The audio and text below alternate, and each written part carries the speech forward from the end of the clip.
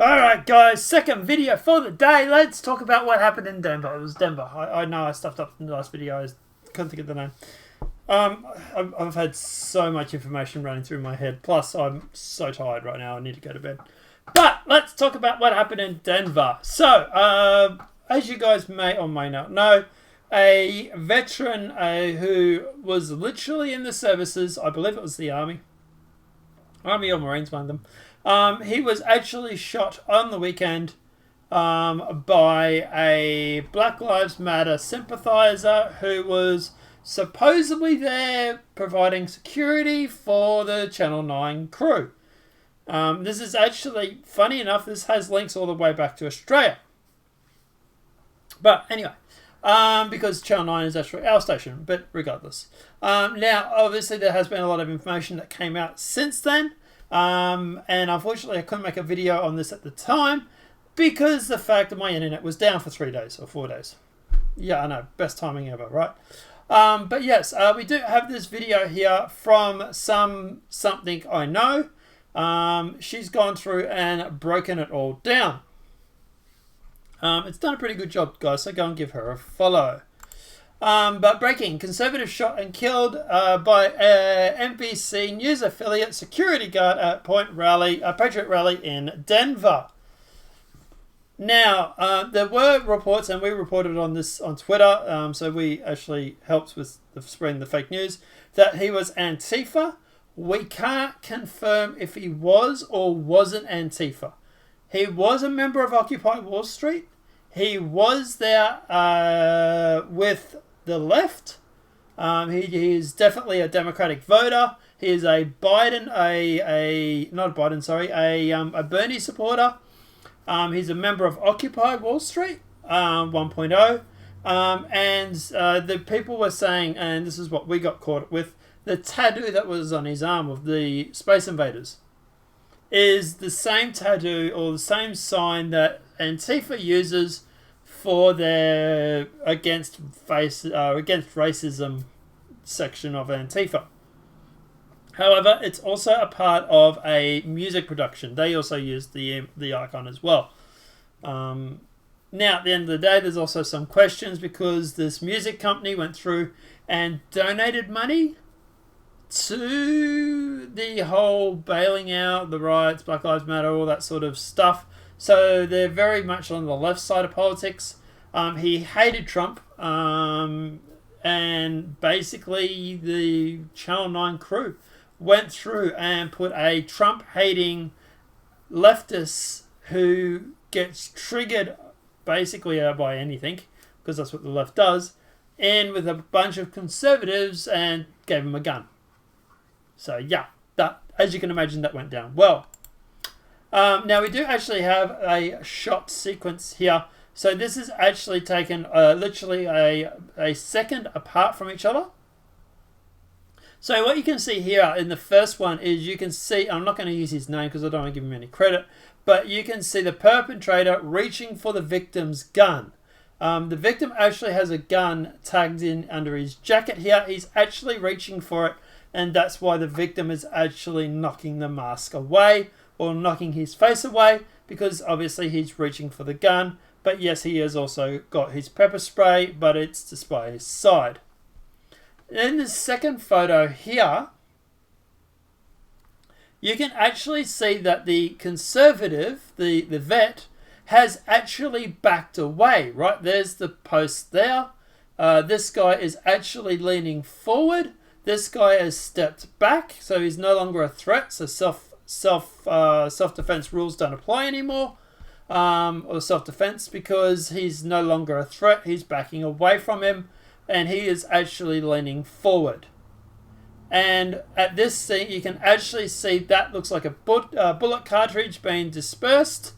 And you can actually see there's actually, if you look in that, you can actually see there's a bullet there somewhere. It's already been fired. So you can actually see him reaching for his gun here when the pepper spray is literally beside this guy's side. So he actually instigated it. He actually is leaning for his handgun right now to pull it out, and actually gone through and actually fired before the pepper spray came out. So self-defense is looking very, very dicey. Red State quotes Denver's shooter likely faces uphill legal battle to claim self-defense in shooting pro-Trump rally attendee. Earlier today, I did the story of the many troubling and unanswered questions of blah, blah, blah, blah, blah. As indicated in my earlier story, there's going to be a cover of the law and self-defense in Colorado, and then look at the facts to extent where blah, blah, blah. Before I get to them, I want to write this. Lee Correa was a veteran, having served the United States Navy. He was Navy. Navy. Navy boy. He was a father of two sons, one who was with him on Saturday and apparently witnessed the whole thing, and a grandfather. He was attending a rally not to protest. He had attended similar rallies in the past, all of which were support of Denver area law enforcement. He was a supporter of Back the Blue. He owned a small business he started in 1994 as a skilled artisan manufacturer of custom hats in various Western styles. His death is a senseless tragedy, blah, blah, blah, blah, blah. The right of self-defense is codified in Colorado law, Colorado Revised Statute, Criminal Code. The use of physical force in defense of a person reads as following. Deadly, so the one we're interested in is deadly physical force may be used only if the person reasonably believes a less degree of force is inadequate, and the actor has a responsible ground to believe that the other person is in immediate danger or being killed or receive a greater bodily injury. Pepper spray does not count. You cannot argue that you are going to be killed or have an imminent danger of being killed or receiving a greater bodily injury by pepper spray. So it does not count. Not only that, but also, like I said, it's also shown that he actually drew his weapon first. The pepper spray was what the guy was using to try and not get shot or whatever it may be. Now, obviously, we'll get into the updates of what we have today, and you see the title. But the Pinkerton just disavowed the Denver shooter, saying they never employed him. This contradicts Nine's News' own statement they hired him through Pinkerton. So, really? City of Denver accuses shooter Matthew of not licensed to be a security guard. So Matthew Dolloff, 9 News Dolloff hired gun who shot and killed a military vet, Lee Keltner, during a Patriot rally on Saturday afternoon, is not licensed to be a security guard and never has been, according to Denver Department of Exercise and Licenses. So, someone has really, really screwed up here. So, yeah. CBS Denver dropped the bombshell on Sunday night. The Denver Department of Exercise and License tells CBS Andrew Flozza was not licensed to be a security guard in the city. If he was operating as a security guard, he was violating the law, says Eric Orodo, department spokesman, stated security guards are prohibited from carrying or using a firearm without getting an armed firearm endorsement for their license.